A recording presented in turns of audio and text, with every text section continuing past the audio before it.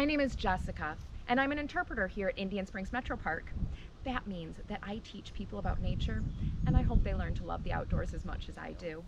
Welcome to Explore with Us, in Metro Park's sensory-friendly video series where we show you quick and easy activities that you can do using things from around the house, in the pantry, or even on devices. This is video number 2 of our 4-part series, and today we're going to talk about how 4 different animals use movement and touch to learn about the environment around them. Now, all of these videos are meant to do at your own pace, so please feel free to pause or repeat anything you would like, or say you're not feeling very owly today, you can go ahead and skip that part. Before we get started, let's gather some materials. First, you'll need a piece of paper, some crayons, Play-Doh, and a few small objects such as a coin or a paper clip. Next, find a tree with bark you can touch, some leaves, grass, and a large rock or concrete. Do you have everything? Great! I'm going to get started. And remember, when I do any of the animal movements, feel free to follow along. Our first animal today is the owl. So owls have to move their heads to see around them because they actually can't move their eyes. So we're going to go ahead, look one direction, get a good stretch, and then go ahead and look the other way. See how far you can look behind you. And then go ahead, look up, get a good stretch there, and look down. There we go. Now I feel like I could hunt for prey. Now, owls spend a lot of time in trees, so we're gonna go ahead and see if we can find some tree bark to touch. I happen to have a few trees behind me here, but if you have just a chunk of wood, maybe a log or something around the house, that's fine too. Now next to me, I have a cottonwood tree, and this tree is smoother up near the top, but a little bit more rough near the bottom, so you'd feel a couple different textures. How does the tree bark you found feel? So our next animal is also one that you find at night, and that is the bat. So we're gonna go ahead, stretch our fingers, flap our hands, because bats use their hands to fly. So for this activity, go ahead, we're gonna stretch out our fingers, and then try to put your fingers down one at a time like this. Make a fist. Squeeze tight. Just a few squeezes. And then go ahead and open back up and stretch. Awesome. And you can do that a few times if you'd like.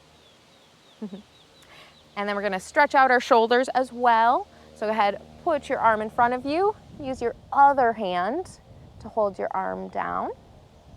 There we go. Do that again on the other side. Get a good stretch.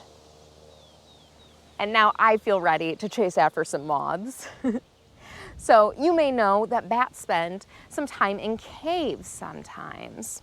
So I brought a rock to feel because caves are made of rock. Now this one is called limestone, and it is what many caves are made out of. It has some little bubbles in it, and it's kind of rough. It also looks a little bit like concrete. So if you don't have a rock at your house, you can go ahead and touch the concrete. Now you may find something rough like this, or you may even touch maybe your kitchen counters or something that's been polished. Maybe it's smooth. But bats like this texture so they can hang upside down with their toes from it. All right, so our next animal is a snake. Now snakes, they don't walk around on 4 feet, right? They move by slithering with their bodies. So we're gonna go ahead and stretch our torso. So whichever arm you use, you're gonna lean the other way. So this is my right arm, so I'm leaning to the left. Now my left arm, and I'm gonna lean to the right. Excellent. Now you can go ahead, stretch this way. Now look behind you, sort of like we did with the owl, but this time you're moving your body instead of your head. All right. Now snakes slither over things like grass and leaves. So today we're going to touch, you can either touch some grass, run your hand over it, or if you'd like, you can use a leaf. Now I have an oak leaf right here, and I've got a video clip that shows you a fun activity that you can do to see how something feels. Go ahead and watch that. We use a piece of paper, and once you're done, you can actually feel the texture on the paper as well with that wax. Pretty cool, right? All right, friends, so we started with our necks, moved our arms and our waist, so now we are going to focus on our legs. So this activity, you can go ahead and do sitting on the ground, or if you'd like, you can actually do it from a comfy chair. So I'm going to go ahead and have a seat here. So our next animal is a frog, and frogs use their legs to hop, hop, hop around ponds. So we're going to go ahead, put your feet flat on the ground, and then lift your heels, but keep your toes on the ground. Get a good stretch in those ankles. Hold that for a second. And then go ahead, put your feet flat again.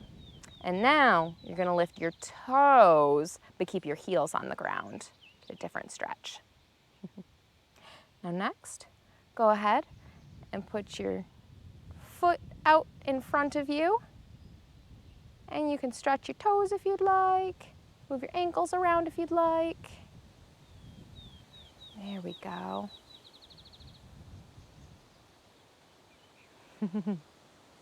I don't know about you, but I'm feeling very hoppy now.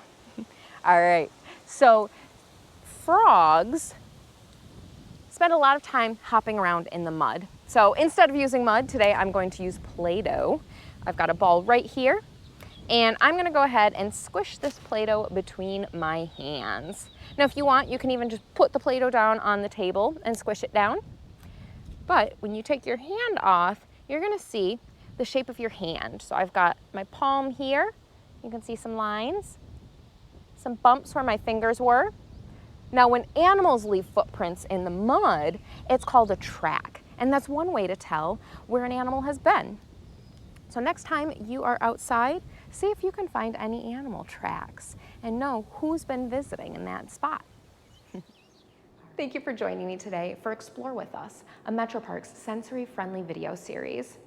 Today's video was number 2 out of 4. So if you had fun, hit like and subscribe, and then you'll know when we release our next video. Until then, friends, happy hiking. Bye.